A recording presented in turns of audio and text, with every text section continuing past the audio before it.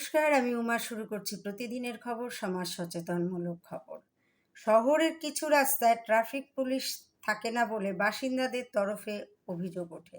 সেই সমস্ত জায়গায় ভালোভাবে টহল দেওয়ার জন্য ট্রাফিক পুলিশ কর্মীদের নির্দেশ দিল লালবাজার।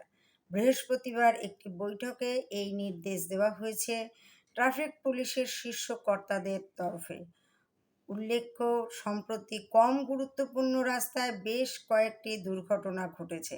আরও বলা হয়েছে বেশি দুর্ঘটনা ঘটেছে মোটর বাইকের জন্য।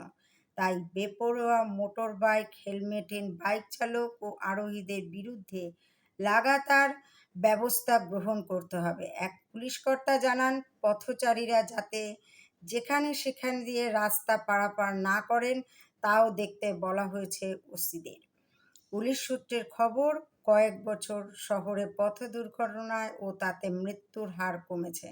চলতি বছরের গত সপ্তাহ পর্যন্ত শহরে ৬৮ জনের মৃত্যু হয়েছে এই দুর্ঘটনায়। তা যাতে আরও কমানো যায় তার জন্য সচেষ্ট হয়েছেন কলকাতার ট্রাফিক পুলিশের কর্তারা। দুর্ঘটনার কারণ খতিয়ে দেখার সঙ্গে সঙ্গে সব রকম সতর্কতামূলক ব্যবস্থা নেওয়ার জন্য বলা হয়েছে।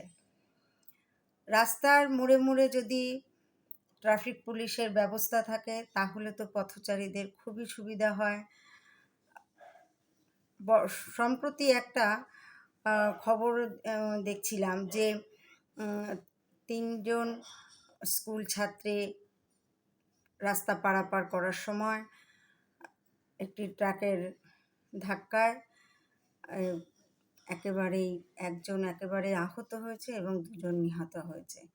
তা এই যে এই দুর্ঘটনাগুলো যেন না ঘটে, আর বাইক চালকদের দৌরাত্ম্য যেন কমে, কারণ বাইকে কিন্তু প্রচুর দুর্ঘটনা ঘটে। তবুও কিন্তু বাইক যারা চালায় তারা কিন্তু সাবধান হন না। তাদের সাবধানতার জন্য আর পথচারীরা যে রাস্তা পারাপার করেন তাদের সুবিধার জন্য অবশ্যই ট্রাফিক ব্যবস্থাটা আরও অনেক বাড়ানো দরকার। তাই লালবাজার থেকে সেই সতর্কতা দেওয়া হয়েছে এবং ট্রাফিক পুলিশদের অনেক সতর্ক থাকতে বলা হয়েছে। তাই এটি কিন্তু জনসাধারণের জন্য অনেক সুবিধাই হবে। তা আপনারাও সকলে, শুধুমাত্র প্রশাসন নয়, সকলের সাথেই সহযোগিতা করুন, নিজেদেরকেই সাবধানে রাখুন আর এগিয়ে চলুন সামনের দিকে। আজ এখানেই রাখছি, আবার আগামী দিন অন্য কোনো প্রতিবেদন নিয়ে চলে আসব। আর আপনারা সুস্থ থাকুন, ভালো থাকুন, সতর্ক থাকুন, সচেতন থাকুন আর দেখতে থাকুন প্রতিদিনের খবর, সমাজ সচেতনমূলক খবর।